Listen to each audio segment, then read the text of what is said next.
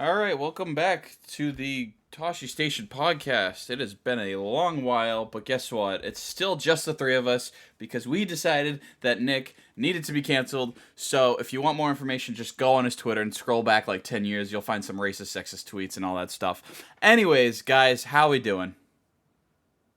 What? Intro like that. Nah, just kidding. He's just being a fucking bitch and he can't be with us, sadly. No, Nick is currently doing adult things. we haven't heard from him. He's on that grind, you know. He's on that. He's working after his 9 to 5. He's not on that. He's on that vacation with the wife because he's essentially married now. So yeah, essentially. Much. Meanwhile, we're over here married to Star Wars, basically. Yeah, more.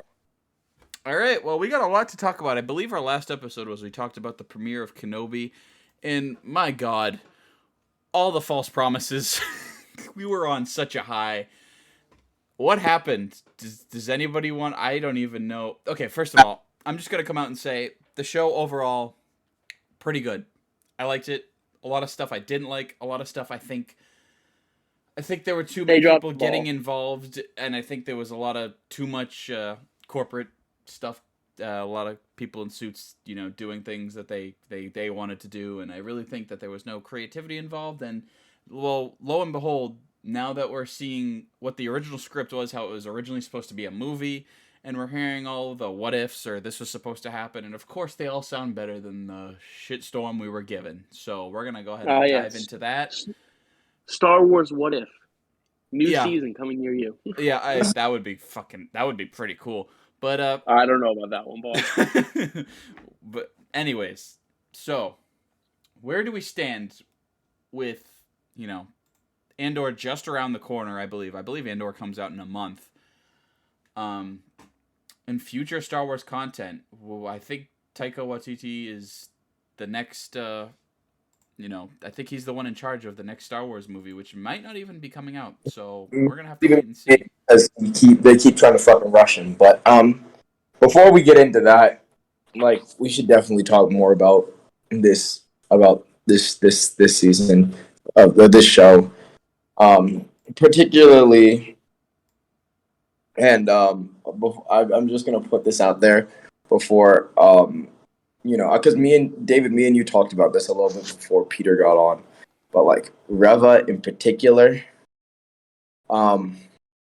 I mean, aside from the fact that Obi-Wan Kenobi chased around Princess Leia for 4.5 episodes, really, that didn't need to happen. Immediately jumping into that point, I'm not sorry to cut you off, but this is becoming the worst possible go-to plot that Star Wars keeps doing. We saw it in Bad Batch. We saw it in Kenobi. It's the lost father figure becoming a parent because they've reconnected with a small female quote-unquote daughter. And it's an old trope, and they need to get away from it. Yeah. Yep. So we need to kind of steer away from that kind of plot. They see Mandalorian. Sorry to interrupt. It was just that was right there, right off the bat. They see Mandalorian and they see how successful it is, and they go, okay, let's just replicate that formula, and maybe we'll have the same success, which turns out that's not the case. Going off on Reva, go ahead, Sayon. I'll talk about that briefly and then move on to Reva. But Bad Batch did it way better than Kenobi did. Yeah. But back to Reva. I think that the intro interviews definitely started her off on the wrong foot. When she's the Inquisitor, I was like, what does that mean? What does that mean? And when she stabbed the Grand Inquisitor and at the end of episode 2, people were like, what the fuck? But I was like, okay, well, I don't think they're gonna fuck up canon like this. And lo and behold, he comes back in episode 5, and rage is a powerful motivator. Yes, he just used the dark side. He was literally too angry to die. We get it. Great, awesome. But the way that they introduced her character and the way that they progressed her character, her ending made sense. Her motivation made sense. She is a former Jedi youngling who was nearly killed by Anakin Skywalker, then taken by him to become an Inquisitor, and she only used all this shit to get close to Vader and try to kill him. And it turns out that like she didn't even like she was never even going to stand a chance. One, because it's Darth fucking Vader, but two, because he knew the entire time. Like David, you were talking about this earlier. You and I were talking about this earlier. You said that like maybe you wanted it more visible that she was conflicted and like she didn't want to be this person that she was and all that shit. And I offered the point of like if like the show would have been over a lot quicker. Like Reva's part in the show would have been over a lot quicker if she was more visible with the way that she was conflicted and the way that she was trying to go after Vader. Which would be fine because it's not her show. She's a side character. She shouldn't last the Yeah, whole but season. I understand that, but at the same time, like clearly they wanted her in there, and like this is the way that they did it. Honestly, if they wanted to do it the way that they did it, it should have been longer than 6 episodes. The series should have been longer than 6 episodes. But at the same time, like her having to do all that hiding and like project all that blind rage and like aggression and anger is just her trying to hide the shit from not just the other Inquisitors, but like Vader himself. That like, nah, I'm really not like trying to help the Empire. I'm coming for you. And like, the fact that he already knew in episode 5 was like icing on the cake for her like character development and shit like that. Because episode 6 was just her being desperate as fuck.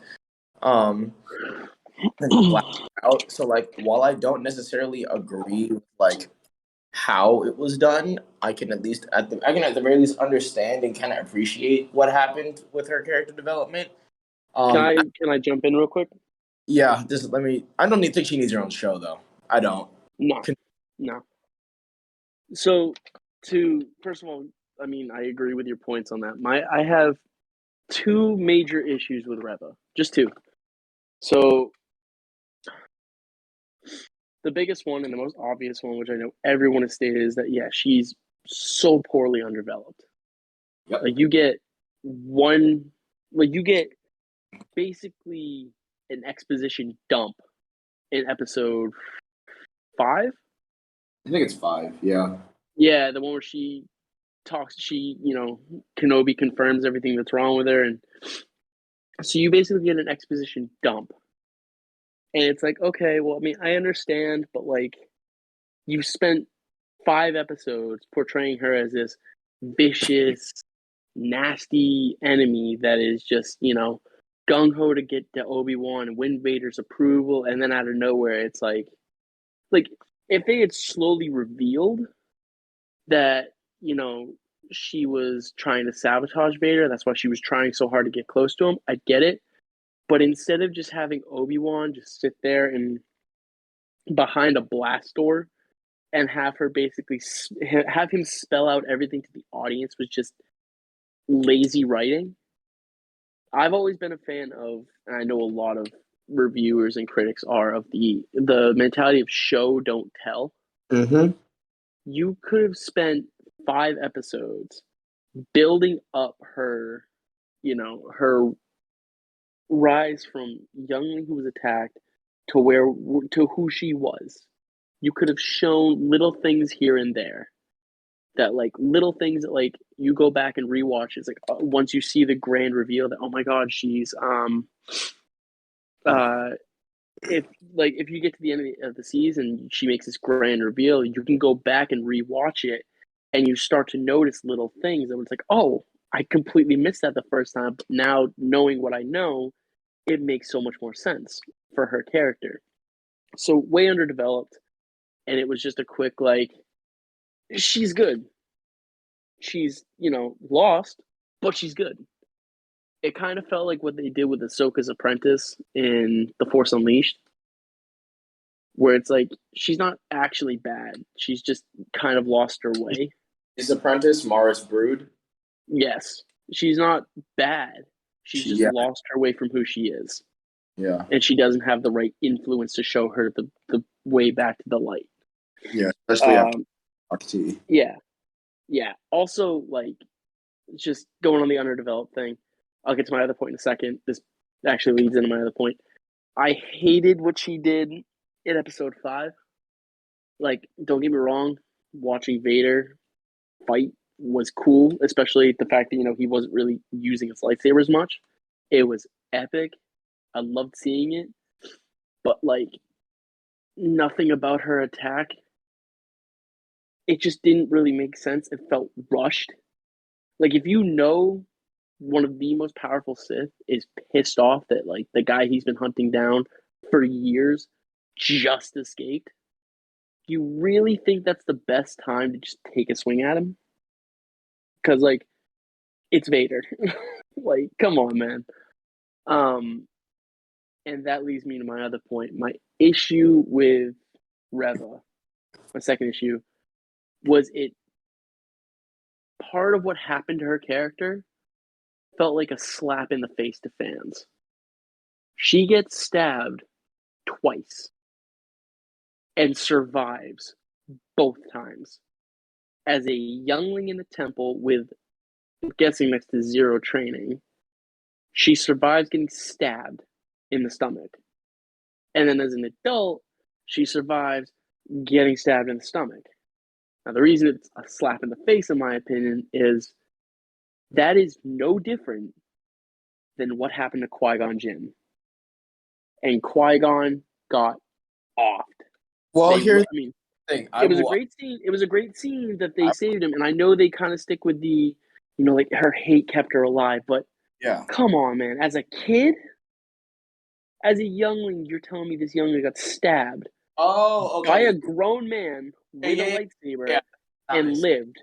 But Qui-Gon Jinn, a trained master, got stabbed, keeled over, and went, Obi-Wan, this is a you problem now, and died. Yeah, Well, you know really? why? You know why? Because you're thinking about it too much. It's Star Wars. You can't think about it. I know. I just... Oh, sorry, Disney Star Wars. If you think too much about it, you're just a bigot. I know.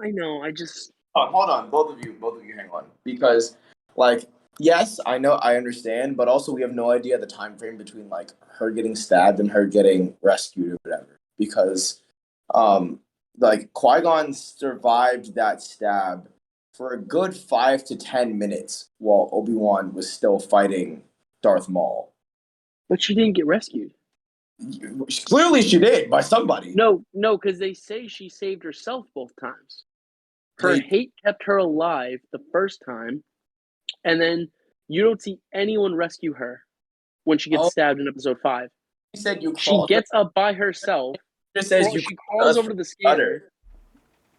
Huh? The Inquisitor says you crawled to us from the gutter, or some shit like that. So yeah, we found you in the gutter. And maybe it'll be explained somehow in the Reva series. No, that's lazy writing. I'm hoping it's a prequel, but, like, yes, that's just lazy writing, dude.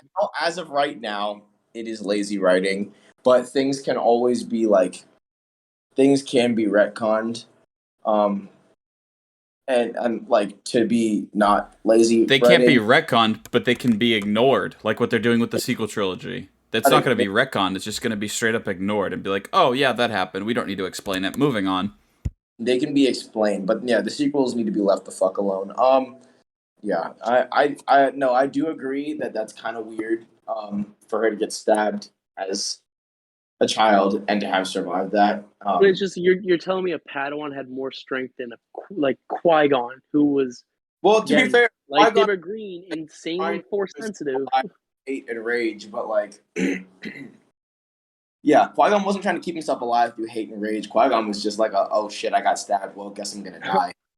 So then I guess this means they can definitely get away with doing Starkiller, because if, Reva can do all this, then Starkiller can do half that, right? Because they clearly don't care about continuity. So, whatever. They don't need to explain themselves. Yeah, it's little throwaway lines like that too. Like, I don't mind a little, like, a throwaway line here or there. Like, if you're establishing continuity, and it's like, oh yeah, well, this happened to this character. It's like, well, that's not really a big thing, but it kind of explains why they're not there. Just kind of like, yeah, your hate saved you from dying. It's like, no. Right, so what I think I want to do to get sort of on track here is let's take it episode by episode. So we watched the first two, and just episode 3. I think episode 3 was a very sort of underrated episode in my opinion, because I think it was genuinely really well written. The only issue that I have with it is Vader. He was not violent enough, but he snapped the kid's neck. I don't care. He would have completely, that village would have been turned upside down. He would have pulled a Kylo Ren, the Anakin Skywalker all over again, because the one thing that was on his mind was the man who left him for dead on Mustafar. Force repulsed the entire village into atoms. I understand what you're saying, but this is. And I respect the Clone Wars Quinlan mention, by the way. That was very nice, but that they didn't fucking go anywhere with that. They just kind of wanted to please the Clone Wars. They were basically saying that like other Jedi have moved through the path, and that's it. Anyways, going on. So yeah, that's my opinion. So, boys, real quick to that, just my question for that. So how did you guys feel about Vader just letting Obi-Wan escape? Do you think that was dumb?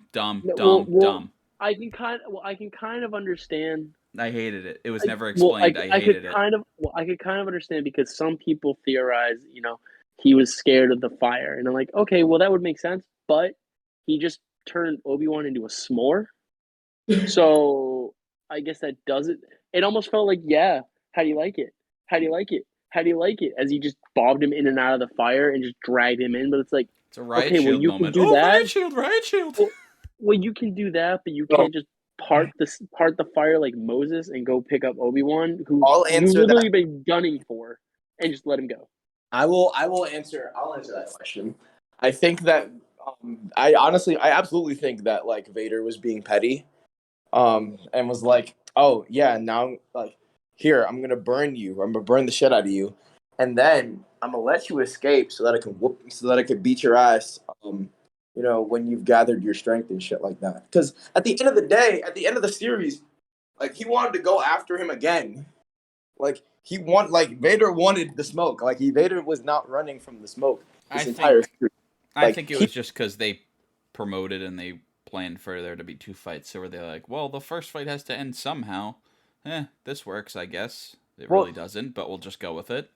I think you're being a little too cynical, but then again, when are you not being too cynical? It would have made sense if, like, okay, I don't know, maybe the blast was, like, insanely huge, but then again, that probably would have hurt Obi-Wan even more. And can we also talk about how, do they just have, like Insta-Bacta now? You just get thrown in there for, like, 2 seconds, and then, you're fully healed. Obi-Wan was in the Bacta tank for, like, 2 weeks. Yeah, what are you talking about? They literally threw him in the Bacta, and then the next scene, they were like, oh, we gotta go save Leia. No, he was in a back.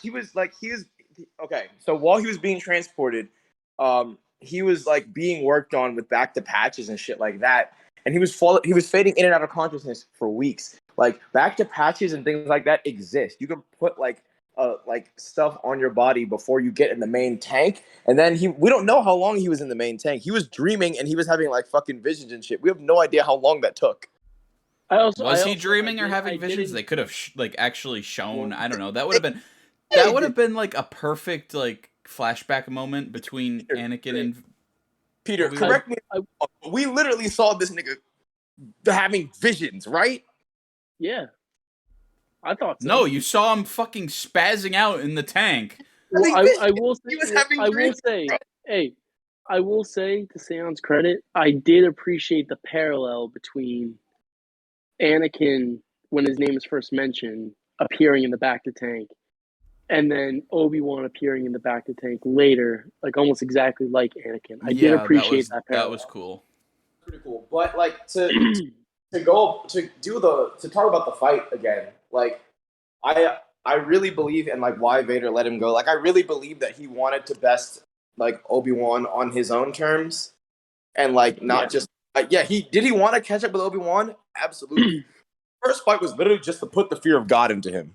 Like he was not like, if Vader wanted to kill Obi-Wan that day, Obi-Wan would have. Obi-Wan would have said there was nothing that Obi-Wan could have. You think he would have taken out Obi-Wan too? Exactly. There was nothing that Obi-Wan could have done to survive that fight.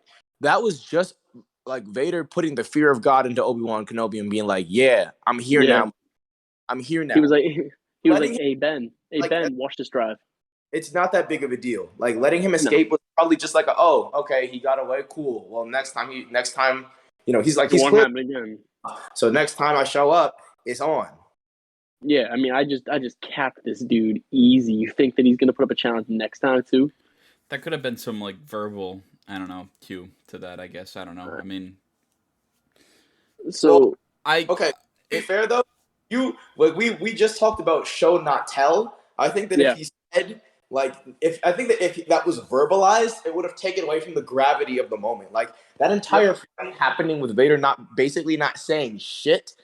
He just showed up and he just clapped Ben. Showed up, gave out some equal opportunity hands, and left. Yes. Then that was heavy shit because that's Obi-Wan Kenobi and he just got ragdolled. That's heavy shit right there. Yeah. I will also say there was something sinister about the fact that they were playing with the lights in that episode, where like the only lights were their lightsabers, where they would pop up and you just have them like just pop up out of the dark, and it was like, oh, okay, that was well done. That was incredibly well done. Well done. All right, so we've discussed that one. I episode don't 4. think we're going to get anywhere further with that. That is by far the weakest episode, in my opinion. I don't even think we need to get into it. It's literally stripped straight from Fallen Order. The writing is shit. The dialogue is shit. It's literally meant. This whole show was meant clearly for Sunday casual Sunday morning TV. But this episode, man. Just to kick it off real quick. Out of Fortress Inquisitoris with a fucking child tucked under your arm, walking next to you is that was dumb.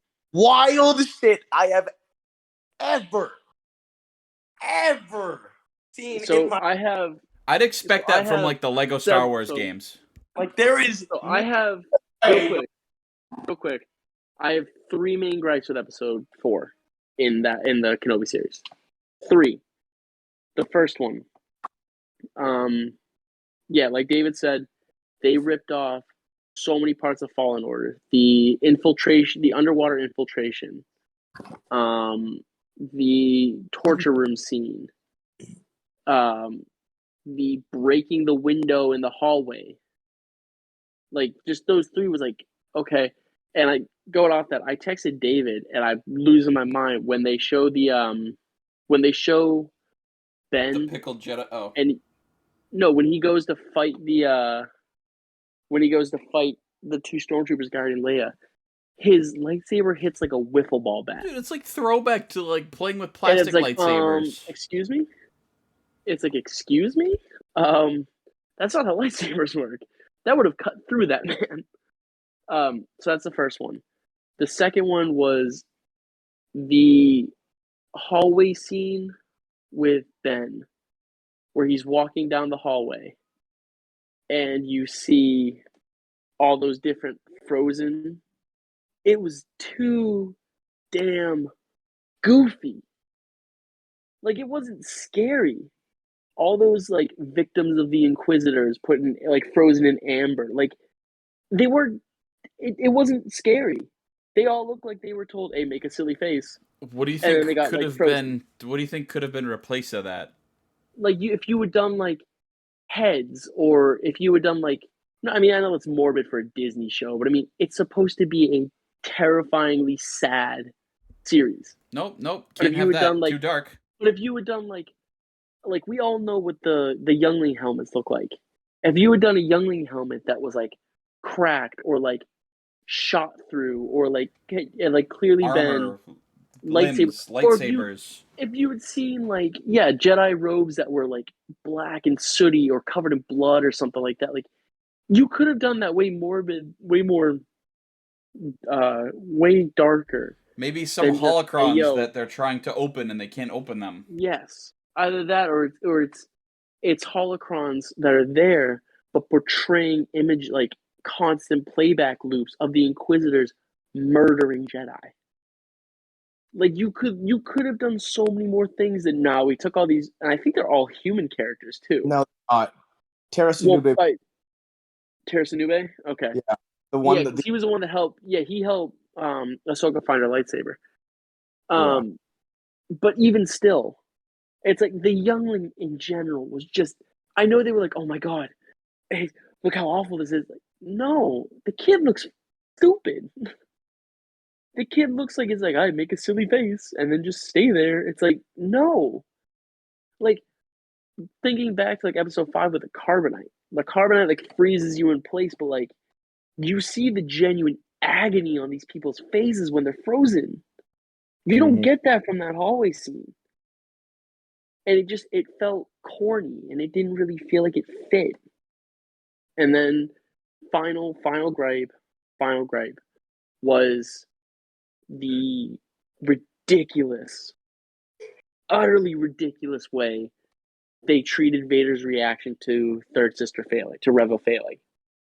The heel turn he makes as soon as she goes, "Oh no, I planted a bug, don't worry." He goes, "Oh, good job, I underestimated you." Like, that's not what the character does. You are character assassinating. Him walking down that hallway like the badass he was, I was convinced I thought she should have put herself in a coffin right away. Well, She should have that's the dug thing. her own grave. Ready for her to die. I really was. Va- Like I was like, well, Vader doesn't just go, "Oh no, you know what? That's my bad. You did a good job." That's not him. He no way. doesn't forgive. The whole thing with he was training the Inquisitors was that like he would regularly chop off their limbs to teach them about loss.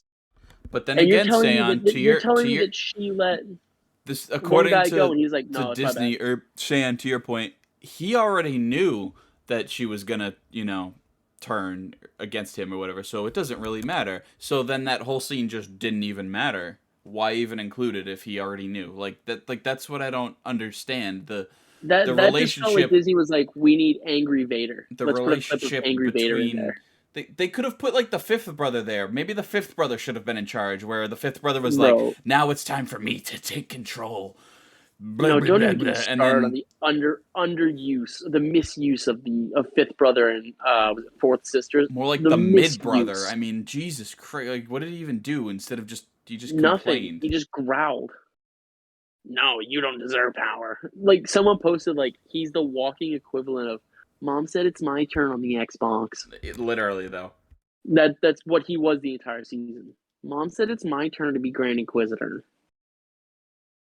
Yeah, so basically. stupid.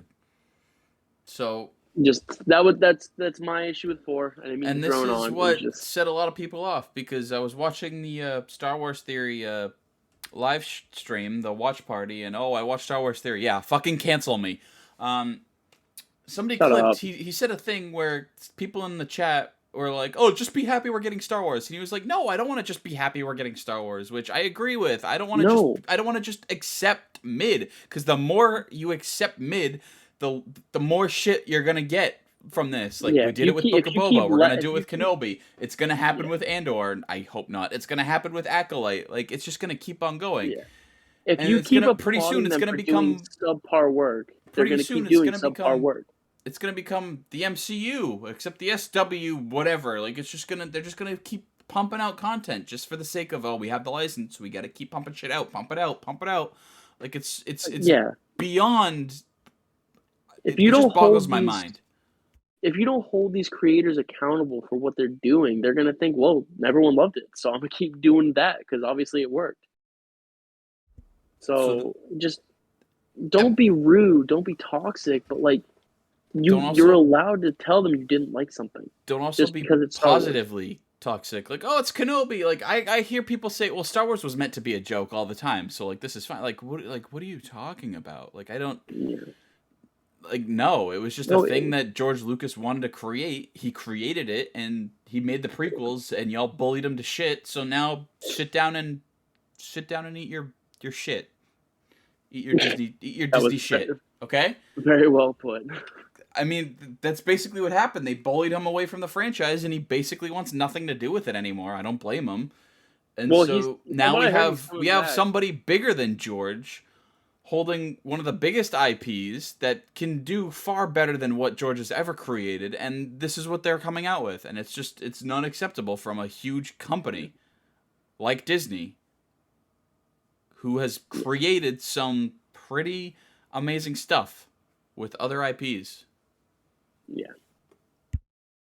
All right, Sam, you got anything that I feel like we've been talking over you, bro? You got anything you want to add? About 4 in particular. Yeah, we'll move on to 5 in a second. I just want to make sure you get your thoughts in there too. I'd rather pretend that shit doesn't exist. If we're being honest, like Fair. that, like Right. it was so incredible. Like you guys know me, like I try to find at least one positive thing. Hey, you're our little ray of sunshine.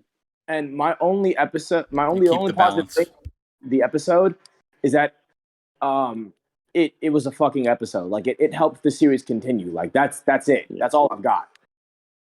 It existed. Also, why did they spend all that time at the end of the episode making us feel bad about that pilot who died, who got like one line of dialogue? Wade. Oh my god, are you kidding me? You didn't care about him? He was like the best Star Warser ever. I hear they're gonna make a spin-off series for him. Bro, they're gonna retcon it so he destroyed the Death Star. They're gonna do that. Yeah, he destroyed the Death Star 2, not Death Star 2 Electric Boogaloo. No, it was so out of place. It's like, bro, we didn't know him. He got one line of dialogue. And to be honest, when he showed up and died, I forgot he was in the episode. Yeah. I'm like, anyway, he was there for 5 on. minutes. What? Episode 5. Boys. That's what the series should have been. That's what this should have been. Okay, I'm going to say, first of all, the opening scene, okay, with de-aged Hayden.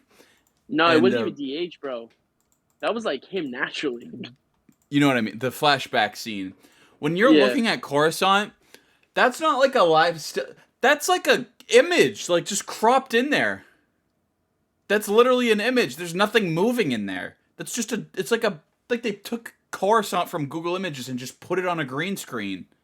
Did you guys catch that at all? The ships aren't moving. The ships are literally just there.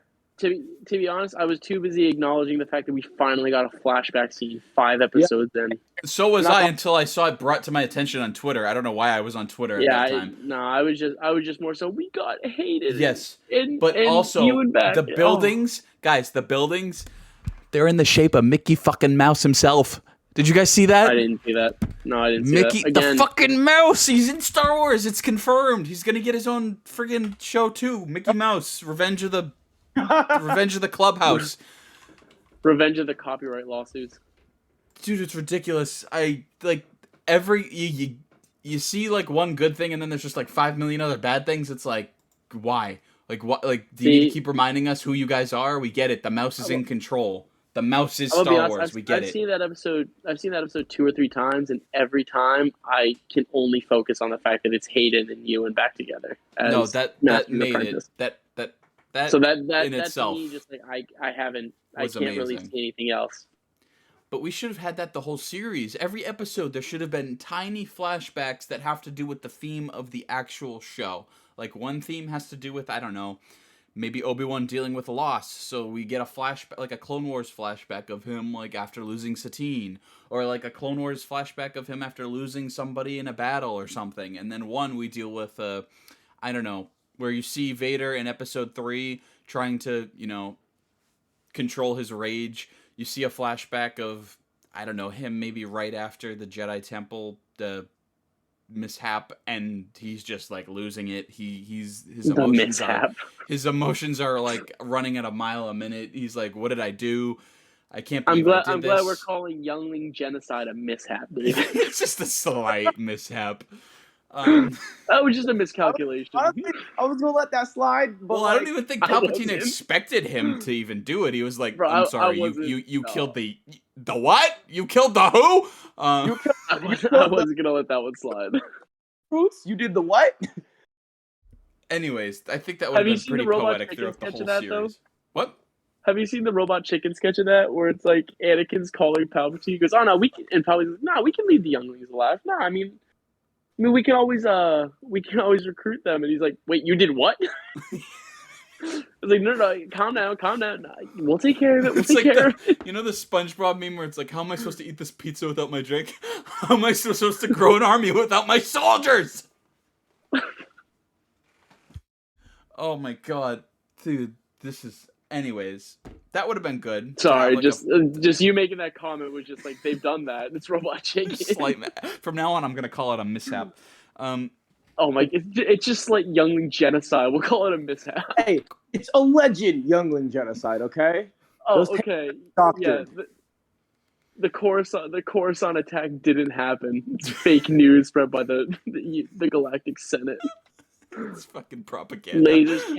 Lasers can't melt Jedi bones. Oh god. Straight up My propaganda. bad. How could I have been so silly? I've been Okay. blinded by the media. My I don't bad. even remember. I don't even remember what I was gonna. Anyway, Jar Jar 2024. You were talking about the mouse. Talking about the mouse being in control, and Yeah, no. Mickey-san. That overall flashback scene was amazing. Like, it was just like they just got back. Like again, it's like riding a bike. They get back into their roles and they kill it. Like this is a reason why we needed more Hayden and Obi-Wan. Like it just worked. It also tied in really nicely to how like Obi-Wan knew Anakin was gonna think throughout the episode. I loved that, where it was like you see how he acts in the flashback, and then you see Vader do the same exact thing in the show or in the episode where he's like, the victory's assured. And then even in the fight in the next episode, like you see Anakin even using the same moves and everything. You see Anakin being Anakin. He's very good at You see Vader thinking they're being dead. Yeah, you see Vader acting like Anakin, and Obi-Wan recognizing that and going, okay, I don't want to, but I can use that to my advantage. And so we get the whole, they figure out, or Leia somehow ends up figuring out how to become a mechanical engineer and hotwire the door. I don't know. Yeah, she's like her dad. Duh. I mean, stupid. yeah. I'm sorry. She shouldn't know how to do that. Oh, she's a Skywalker. No, again, you're just using.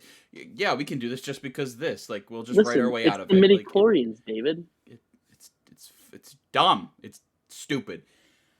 What else do we get? Roken's like, it'll take a few hours, and then Obi-Wan's like, well, you're gonna have to do it in like less than an hour. And so also, yeah, Reva gets quote unquote promoted. They get to Jabim, and Reva comes down with her army, and they're shooting the door for whatever reason when she literally can just cut it open. But whatever, we need drama in this episode. So after that's done, Obi-Wan walks up to the door, and we finally get Reva's origin story, which we knew from fucking episode 1, which was stupid. But anyways, she basically, the parallels and the visions we get of her in the temple, she basically says, I was a youngling. Well, no, Kenobi's like, you were a youngling. How you couldn't have known who he is. And she's like, yeah, we thought he was here to save us, but he killed all my friends, and I had to hide with the bodies. So at that point, you're like, well, she must have escaped and just hid. Like, she hid, like, from him. And so you're like, okay. And we find out that who she's really mad at is the Jedi, specifically Kenobi, but also the Jedi for letting them down, letting all her friends die, and she thought the only family she had was completely gone. And in a moment, you're like, oh man, like that's tough to hear it from her point of view. And so that happens, and he says, listen, we can go after him together. And then she goes, well, you don't want to kill him. And he's like, you're right, I don't. And then shit hits the fan again. They charge in, and we get the most fucked up choreographed fight. I don't know why they think that, well, more people and more bodies equals good, and like it's just a clusterfuck. There's bullets flying everywhere. You can't even see what's going on. And Deborah Chow with their fucking terrible directing, with the shaky camera, making me fucking motion sick. I can't even watch the fucking thing. And it's like, okay, what is, like, you don't even know what's happening. It's just straight up chaos. And so they're backing up, they're retreating, they're getting into their positions. They're barely fucking fighting. They got pistols. They're getting out. They're outnumbered. They're outgunned. And so what Tala does, for the Republic and for the Rebellion, she sacrifices herself and the droid, who I honestly thought somebody was going to be in that droid, but no. She sacrifices herself, which makes no sense because Babu Frick. Hey! Oh god. It makes no sense. Again, the writing is they don't know how to write themselves into. They write themselves into a brick wall every fucking time. Kenobi could have easily just pulled her into the doors, but we needed a dramatic moment. We needed somebody to sacrifice themselves. Did I care that her character died? Yes, it was kind of emotional. I mean, obviously we kind of knew she died because we never really heard of her after the show. So that happens, and after all the fighting, Kenobi's like, yeah, I have to, I gotta turn myself in. And then he's like, well, I'm bringing him to you. And then mic drop, then she's like, oh, that's fucking Obi-Wan Kenobi. Yeah. Also, the fucking Obi-Wan Kenobi. the panic attack. The panic attack he has on the ship as they're leaving when Reva picks up the communicator, and you see him have a visible panic attack on screen. Oh yeah, something's wrong. Somebody died. Got stabbed. I don't know what, but something is very much not correct. No. Oh shit. What's going on? What is going on right now? Anyways, so what made no sense is Vader finally arrives, and he's like, well, where the fuck is this guy? And she's like, I have him locked inside. Like, he was not just gonna fucking walk. Like, he knows. Like, that was so terribly, like, I don't know why they did it that way, but you see the ship take off, and then you see Vader fucking all of his anger, all of his hatred, everything, bring the ship down, and I'm freaking on my feet, like, let's go, we're gonna finally get something exciting out of this show. 5 episodes later, we're gonna see it. We're gonna see Vader at his peak. Nope. Second transport, they fucking buzz off, and Vader's like, dude, watching him like destroy that like tissue paper was so satisfying. You just hear him struggling too to like bring it down. Like, that was fucking amazing. And then you see Reva with her fucking lightsaber, fucking ready to charge. Oh boy, it's not like he's gonna stop me. Oh no, he stopped me. Also, midair. Someone did a comparison between Vader destroying it and holding a ship back, and Ahsoka holding it back, and it was like, oh, Ahsoka, the parallels, baby. Yeah. Oh yeah. Oh my god. Yeah. Jeez. The Order 66 scene. That's crazy. Yep. I forgot about that. Holy crap. The parallel between the two was like, oh. Well, it's callbacks. It does. It does. It just requires you to watch an extra shit ton of stuff. Yes, it does. Literally Marvel. Anyways, so, all right, I'll shut up. You guys pick it up where I left off. Reva finally trying to get her revenge. It was an interesting. It was interesting. I don't know how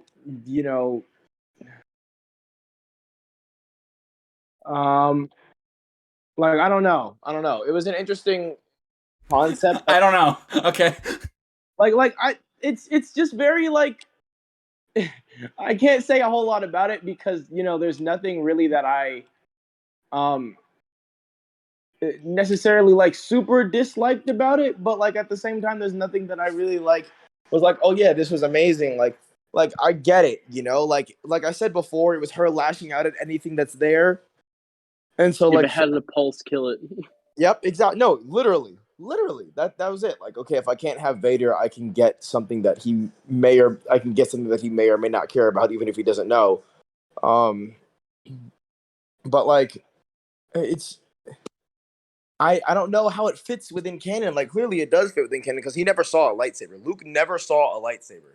Young Luke never saw a lightsaber. Nope. That entire man slept through everything. That's also episode 6. We haven't gotten there yet, sir. We're finishing up 5. Yeah, young Luke never saw a lightsaber during that, whole exchange. So technically, like him not knowing what a lightsaber is in episode 4 still fits. But at the same time, I just like. So, I don't know. The only thing that I really have to say about episode 4 that I liked, or episode 5 that I liked, was the whole. Again, I loved seeing Vader fight without a lightsaber and seeing that he was so equally matched, being able to stop it. I mean, like, and I know there are limitations to his suit, but even the fact that he was able to move as well as he was able to, I just the scene between him and Reva, I think it was a good fight scene because of what it did for Vader.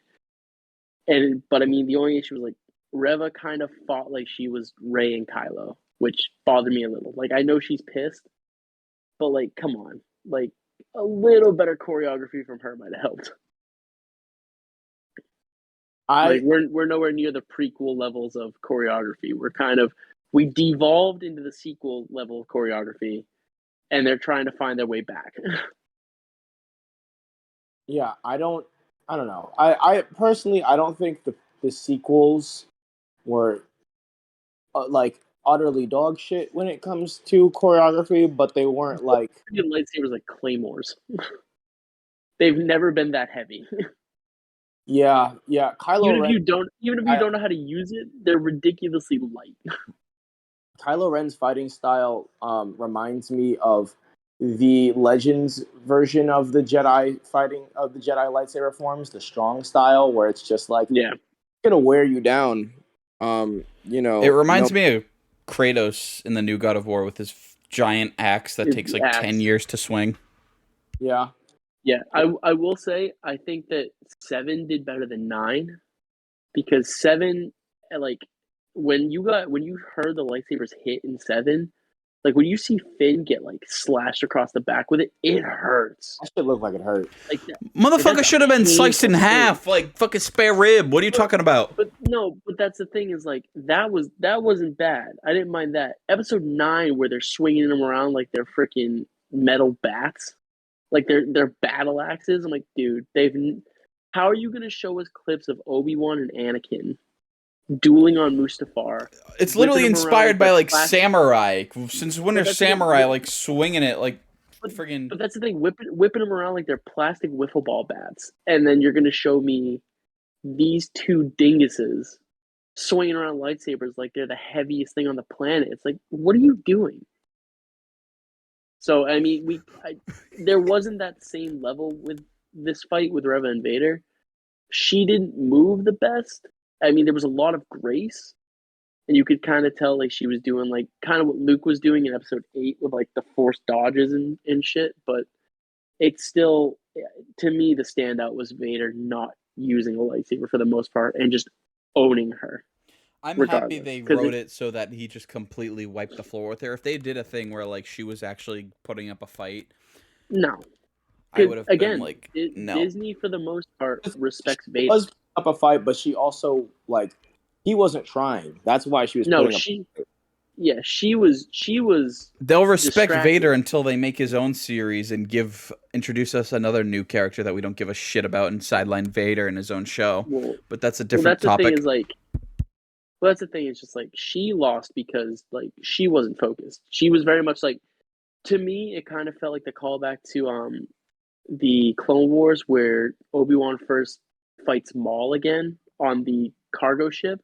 Oh yeah. And you see Maul taunting Obi-Wan to like give into his hate, and it makes him reckless, and he starts making really stupid decisions, and he gets easily outmaneuvered by Maul. That's kind of what I saw with Vader and Reva. Vader was kind of doing the same thing. That may just be me reading into it. But I also saw like a callback. I saw an excerpt that basically explained when Vader's in battle, like dueling, like he's just totally in the zone, and he cannot break his focus. Well, that's always been Anakin. Anakin's always been that way. Where it's like if he's fighting, dude. So I thought that was nice. But the one thing I cannot grasp my head around is when they show Vader stab her as a kid, what does he do? He stabs her again. You know, maybe you would think if you stab her once as a kid and she comes back, you might want to try something a little different, a little unorthodox. Maybe chop the fucking head off of that thing. I don't know. I think that was kind of the point, though. Yeah, it was kind of just like kick her while she's down. No matter how strong you get, no matter how far you think you're going to progress, I can still end you in the exact same way. And it doesn't matter. But he didn't end her, though. No. He didn't. No, she lived. No, because it was kind of a kick, like, I'm going to kick you while you're down. Yeah, Like, exactly. I'm not actually gonna kill you. I'm just gonna humiliate the living shit out of you because I can. Okay, well, would Vader really worry about being like, well, I'm just gonna kick you while you're down and just, Yeah, look at dude, me? no, He would that's- want to no, end her. that's He would. Bro, that's him. No, bro, that's him you- saying like, you spend your entire life trying to kill me. You're not worth my time.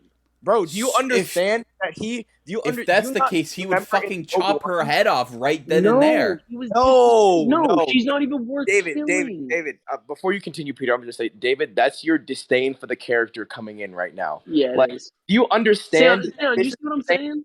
I do see what you're saying, but this is the same man who literally looked at Director Krennic and was like, while choking him, and was like, "Careful not to choke on your aspirations." Like, are you fucking? Yeah, kidding we me? we You got think Dad that Vader. Okay, that's fine. Not petty? You want to let her live? You want to let her have her own shitty mid spin-off show? That's fine. How is she gonna not have? What the point of it was? How is she gonna have the David, information? You are so fucking blind sometimes. No, how is she gonna have the information that she has, and we're just gonna let her walk away with that information?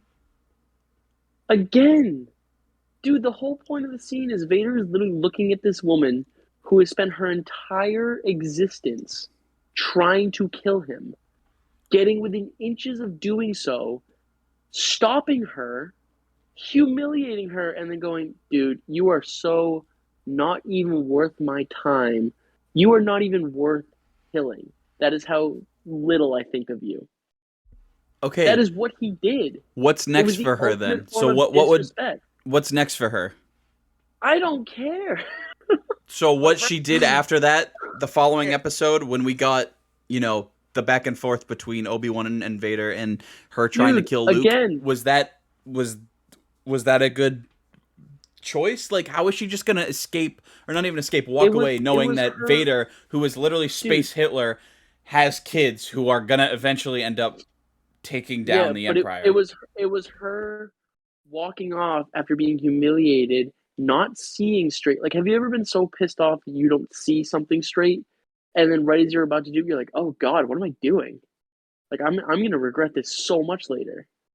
That's what happened. That's what happened. That's exactly what happened. She got washed.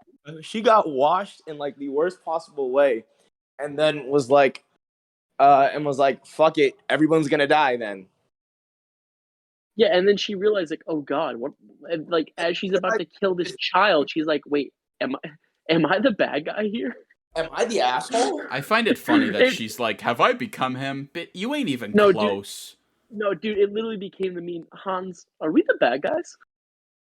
Yes. That's literally what that episode was. That whole turning point was, Hans, are we the bad guys?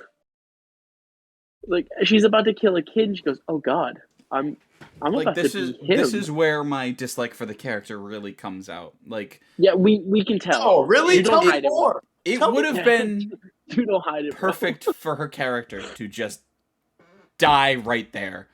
That's it. No more. That's just you not wanting to see She's her a side character. That's all she was meant to be. No, clearly not. Clearly not. All right. Let's wrap this up. Let's finish up with episode 6, which obviously I think we all confirmed. I don't want to talk about anything other than the fight. That's literally the only thing that happened in that episode that was somewhat interesting. It was also very Qui-Gon. slow going. It was very slow going. I will give it that. You could cut out the first half of the show of that episode, and it would be completely fine. It was just build up. They kind of teased what they were gonna do with what's his name? That rebel character, the one that Obi-Wan leaves, Roken. They kind of, again, I think they were trying to tease a spin-off with him or whatever, and it's like, no. Let's settle on like a couple characters, huh? Like, maybe he shows up in Andor, but his own spin-off? Well, dude, did you hear that? It's like, oh, I'm just getting started. Please don't. Again. Dude, I heard that line. He can get started, but we don't have to see it, bro. No, dude, he said that line, and all I could think of was the Michael Scott meme, where it's like, I'm just getting started, and it's him whispering, "Please don't." If I would have traced back the moment I got started. No, here's the thing. I'm okay with him getting started. I'm okay with there being another like rebel freedom for the leader or whatever. What I'm not okay I just don't want to see it. is I just don't give a fuck about seeing it. Me seeing Reva live after episode 5. Oh, now you got me started. Shut up. Shut up, Aaron. Okay, so Shut the fuck up, dog. Oh, you got me started again. Look at you go. Alright. Thank you. All right, I will say, this is where the fight scene was done best. I thought you were gonna Obi-Wan say literally- this is where the fun begins. Oh my god, I'm so fucking It tired. was. No, I will. Episode If he won't 6 say it, I'll say it. This was where the fun began. Yes. 6 episodes into a 6-episode run, this is where the fun begins. Oh, that's just a sad statement. We made it 6 episodes without the fun. It's perfect. It's beautiful, isn't it? I will say, there was so much done well. Like, Obi-Wan just chucking rocks at Vader. It was so. Hey, yo, catch Like, I don't- this Sith boy. Literally is holding the high ground. He's like, Yeah. you thought you'd take the high ground away from me? No. I'm gonna be honest. I tensed up at one point during it, and it was when Obi-Wan was in the hole and Vader just stepped up just buried him with rocks and then stepped up, and I'm like, no. Please do not pull a "who has the high ground now" master. I was expecting it.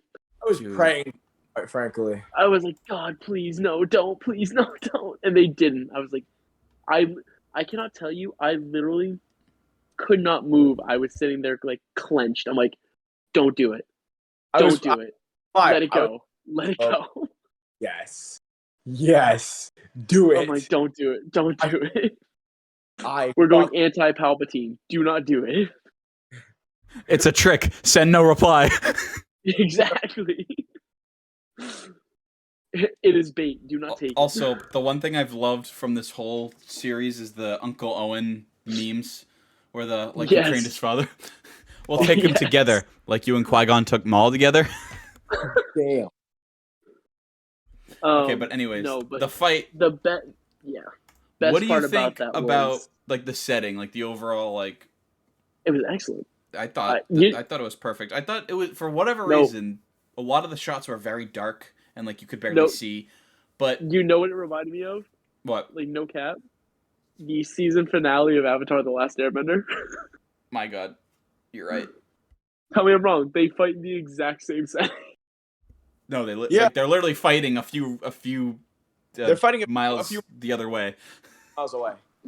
But it's like they're fighting in the exact same thing, only they're not jumping on top of it. They're literally fighting at the bottom. I was They're like, just wait, like, hold up, who are these fuckers Egg? on top? They fought there the night before. yeah, exactly. It was like, yo, you mind if we reuse this setting real quick? Okay, Y'all mind if I well, borrow? Anyways, the fight of itself was amazing. Again, Obi-Wan coming at it with the "I will do what I must" and his pose, and just it was perfectly executed on all fronts. And what got me the most, obviously, like all of us, was the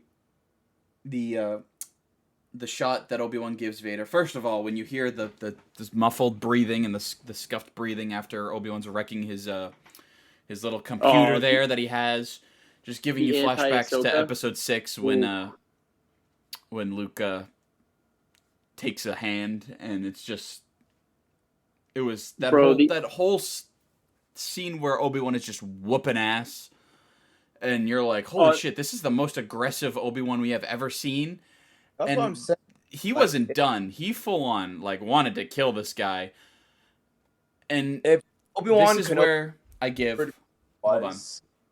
This is where I don't give the writer for the show credit.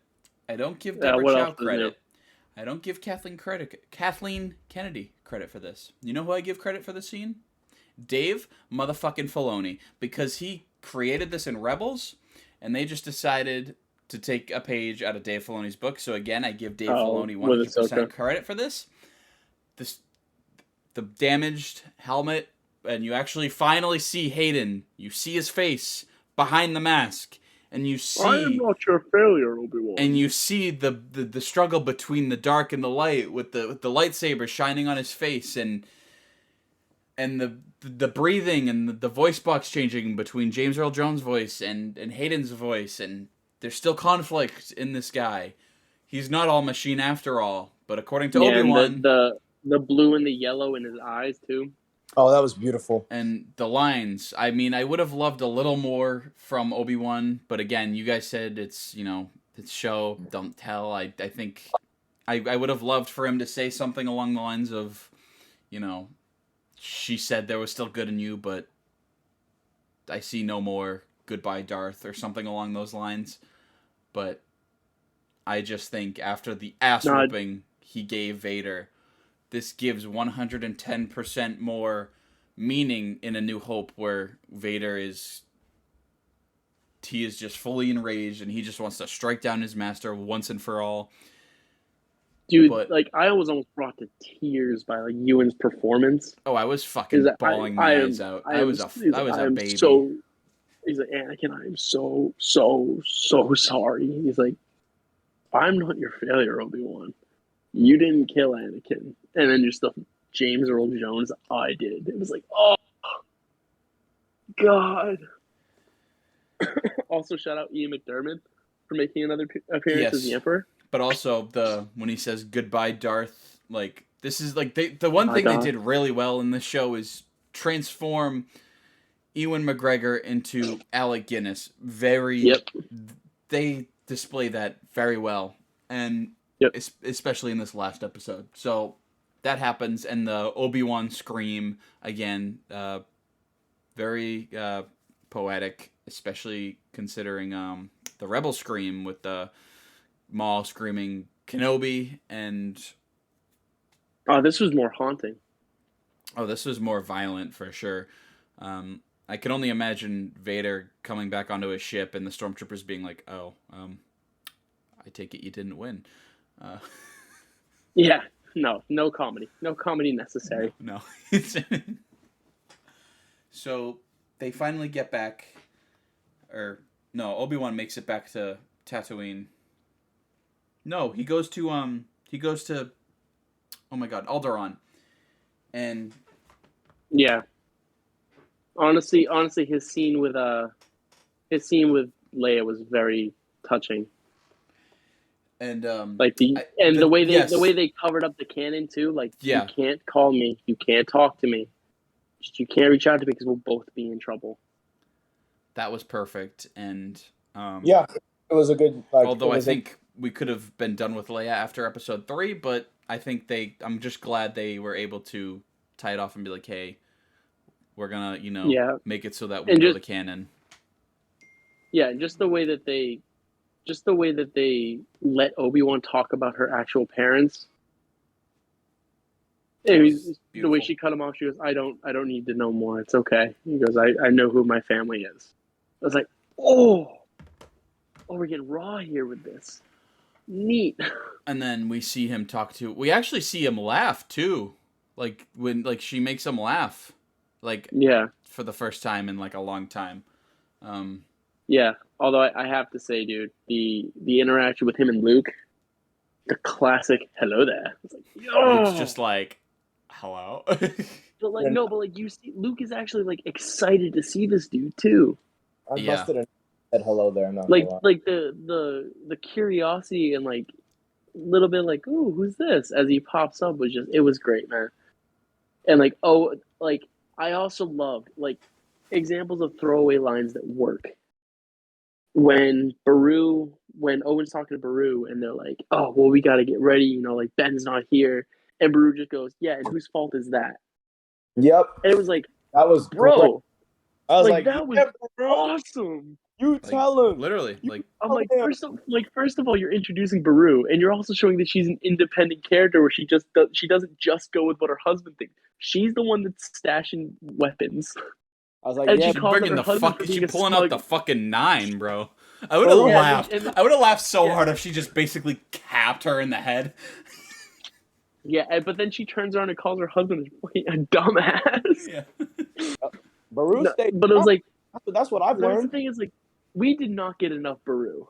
We only see Owen. She's gonna get a spinoff. Don't worry. Yeah, Beru. You get a spinoff. You get a spinoff. Everybody gets a spinoff. but just that's an example. That's what I'm talking about. That's an example of a throwaway line that works.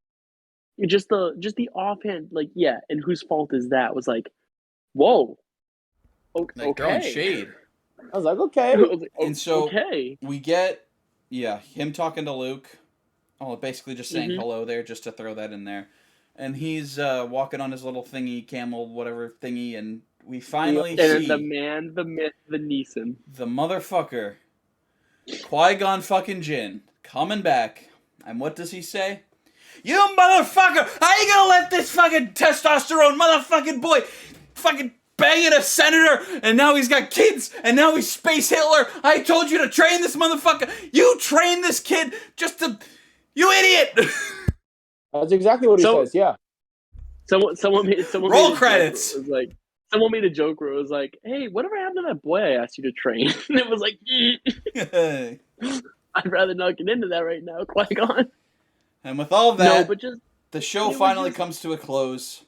But And it was honestly, just the way that, like, Master recognized Apprentice too, where it's like, I've always been with you, Obi-Wan. We're not ready to see. And just the fact that he doesn't have a quip, just wow. Like, you just see you and go, it's just like happy about the fact that he gets to see his friend again. After everything he lost Qui-Gon, then he lost Satine, then he lost Anakin, and it was just the fact that Qui-Gon was there for him at the end was just so after reaching out poetic. to him so many times, thinking he wouldn't, and the joking nature of him too was like, finally, I was wondering if you're ever going to show up. Took you long enough, yeah. It took you long enough, and it was like, dude, that's awesome. And the way it ended makes me feel like, the series is just about to begin and they can actually do some stuff, like actual Kenobi stuff, whether it's Qui-Gon training him or, Qui-Gon meeting some of the bounty hunters. Maybe he meets Boba, maybe he meets the Hutts, maybe he meets runs into Black Chrysanthemum. Who knows? But it's just a classic. Episode 5 and 6 were just a classic example of a show finally finding its strength. And just rolling with it and not second guessing it. But just at the end.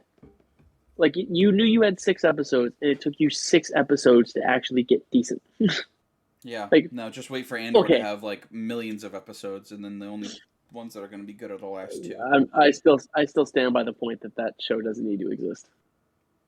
No, Really? it doesn't. It doesn't need to exist. See, like, it doesn't, fuck because we already know what's going to happen to him. That badly. No offense. But like, what's the point of showing us Andor if we already know he's gonna fucking bite it? He's gonna die in you the could have said the same thing about Kenobi. He's gonna what's die the point? We all know what happens to these characters. Yeah, but no, because there's more of a story. Kenobi show for years, and we've also know what the fuck he's done. Like, aside from exist. Yeah, we've already seen Andor. We've already seen the Andor series, and it's Rebels. They show you the darker side of the rebellion. Well, it's not just like my final prediction, or not prediction, my final rating for the show, 6 out of 10. You realize that 6 out of 10 is like solidly mid. It's not pretty good, right? Yeah, it's just mid. Yeah. Yeah, if I were being honest, I would rate episodes 1 and 2 combined. Okay. I think 8. If we're going that route, then 1 and 2, 7. I give them an 8. 3, I give a 6. No, 3 and 4, I'd give like a 5 or a 6. 3, I'd give a 5. And then 4, I'd give like a 2. 5, I'd give an 8. 6, I'd give a 9. No, and then 5 and 6, I would give a combined rating 9. I'd give it a 9 for the 2 combined. It's just unfortunate because that's what they should have given us for the entire series. And instead they spend more time on the, oh, hey, we're going to reuse that, old man helping young child on an adventure through different planets formula, and we're going to stick with it. It's like, how about not? Let's do something creative, huh? I don't think they know what that means. All right. Yeah, I know. Well, But there are a lot now of that Star we've Wars probably given our projects listeners an coming aneurysm. down the pipeline, and I really wish if we were, if we had an actual schedule, we could talk about all about it. Well, now But, that we've man. given our listeners an aneurysm. Yeah. I hope you enjoyed my rants. Well, I'm home alone, so I can be as loud as I fucking want, okay? Just kidding. I probably can't. I like to think that David, when he thinks about, whenever David thinks about reviewing something, he just goes and watches Angry Joe just to see how to scream louder about a certain point. Yep. No, that's exactly what happens. Yeah, I'm not going to take advice from somebody who takes advantage of women, so I'm all set with that. Valid. Out of that, he watches Aaron from Game Grumps on a scary game, and he's Maybe. like, "Oh, so that's how you scream." Or fucking Mickey Mouse. Well, I already know you do because you've quoted Aaron 4 or 5 times within a 5-minute fucking period. Literally once, but okay. No, because you reused it 4 or 5 times, dude. Okay, but it was one fucking quote. Well, if I was to tell you where I got started. Yeah, it was one fucking quote. I didn't quote 5 million. I didn't whip out my fucking book of Aaron quotes that I don't have. You just played, that I totally don't have, guys. Stop checking. The sacred text. The sacred text. Shut up, David. Alright, I'm gonna fucking end it here. Because I'm just getting bullied to shit. Anyways. Oh, shut up. Just like you've been bullying fucking Reva. Yeah, deserved. Like us on Spotify, Okay. YouTube, download Spotify. Yeah, have a good day. Adios. The shutting down. Jedi Temple assassination did not happen. Order 66 did not happen. That was a scam. Darth Jar Jar 2024. Lasers can't melt Jedi What? bones. See you later.